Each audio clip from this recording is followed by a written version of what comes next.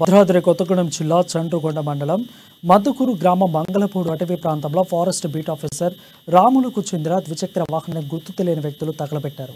Chandrugonda forest రేంజ్లో పోడు సాగు చేసుకుంటున్న గుత్తి కుహేలకు ఫారెస్ట్ అధికారులకు మధ్య దాడులు ప్రతిదాడులు జరుగుతున్నాయి.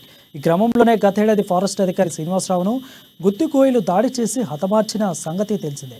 ఆ సమయంలో దాడి నుంచి తప్పించుకున్న బీట్ ఆఫీసర్ రాములు బైక్ను తగలబెట్టారు. దీనిపై ఆయన పోలీసులకు ఫిర్యాదు చేశారు.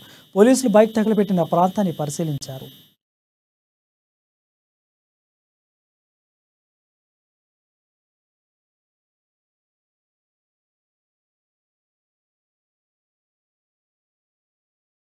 నేను అన్నది అంటున్నా ఉత్తల పిల్లగాడు ఎంత ఉందో మా మేకలు ఎటు పోయినంటే ఇలా రాలేదంటే అక్కడ దిగిపోయిండు. నేను దాదాపు అన్నది వచ్చాక ఈ పక్క వచ్చింది చూస్తే నా బండి లేదు. నాకు బాగా మంచి వస్తుంది అడిగి పోయినా దూరం గాలి పిల్లగాడు ఇంతే ఉంటాడు. ఇంతే పోతున్నా మేకలు ఎటు పోయి అడిగింది అంతే నన్ను. నేను అన్నది అంటున్నా.